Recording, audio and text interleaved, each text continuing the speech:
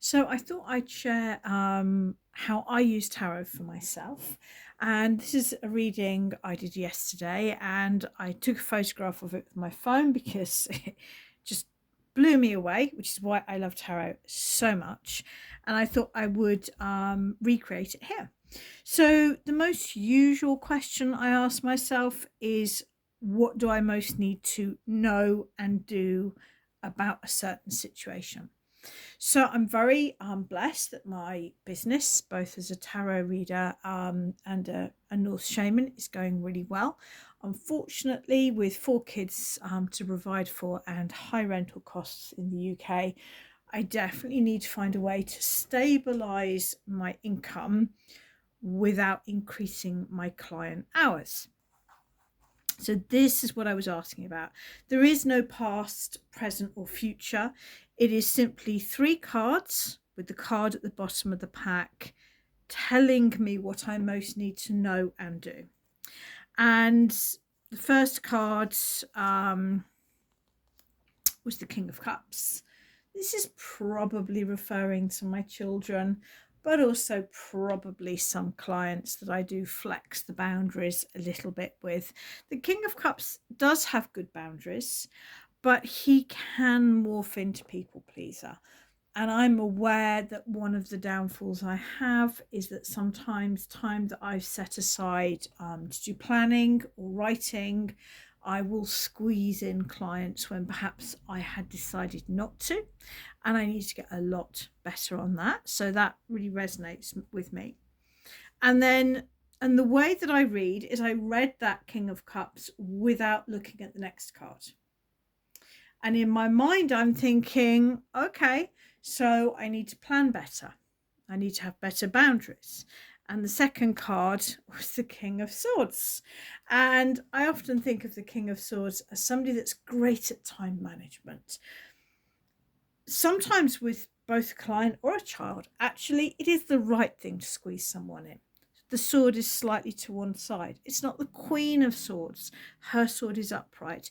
There are times when it's good for me or right for the client or the child that I am accommodating. What I need to get better at doing is when I've accommodated someone in my planning or my writing time, is to then block out that time somewhere else in my schedule to reclaim it. I need to get better at organizing boundaries and time management. And then it just blew my mind that the third card was the King of Pentacles. Now, one of the things that can be fascinating in tarot is when you get what I call a heavily loaded reading. And this happens so often. I did a reading yesterday for a client where I can't remember what the central card was now, but I do remember that the cards either side were both fives. And it's like, that's loaded. So if you're doing a comparatively small reading and there is a higher proportion than you would expect of a particular number, often, I mean, okay, this time it's three kings. Often it will be three court cards. It always stuck in my mind, and I still have a photograph of it, that 4 years ago, when I had left my husband and I was staying in Denmark with some friends, I did this reading for myself and I got three queens, and it was not the Queen of Pentacles, which can be wife and mother. It was, the Queen of Cups, the Queen of Wands, the Queen of Swords. It was about, me defining myself not as wife. And here we have the three kings. So the King of Pentacles has a good relationship with money. I am still learning to do that. It is still something that I am getting to grips with. And the King of Pentacles is about enjoying life as well, about enjoying my money, enjoying my work, and allowing the abundance to flow. So it kind of just really surprised and fascinates me that I got the three kings. Now, I always read the card at the bottom of the pack. So I turned the pack upside down and I got the Seven of Pentacles. Now, the Seven of Pentacles I often think of as harvest, but that's only half the story. This is the harvest, And this is the seed. These are meant to represent potatoes. And if you've ever grown potatoes, you'll know that potatoes do not grow like that. But, you know, it's a symbol. This is the seed potato here.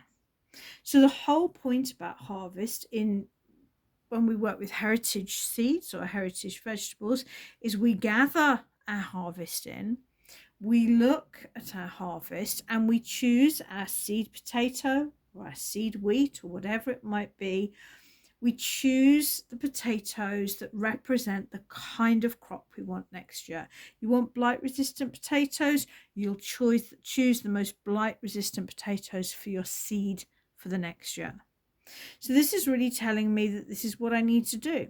I need to reflect on where I am in my business, and I need to be much more conscious about where I invest my energies.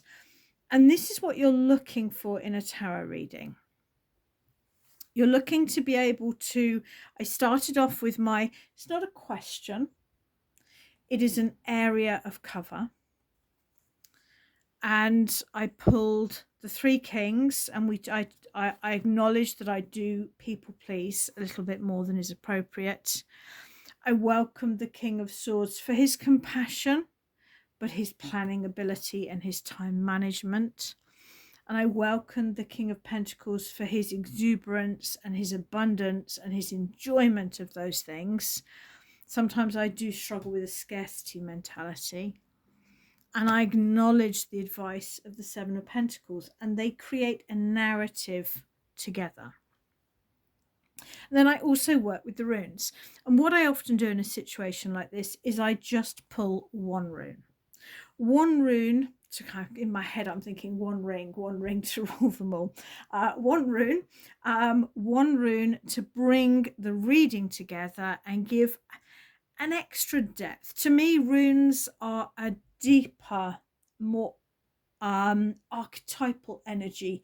They're less good at details, but they are incredibly good at picking up the overall pattern. Now, you might look at this, and I'm just hoping I can do this without disturbing my entire setup. I'm reaching across.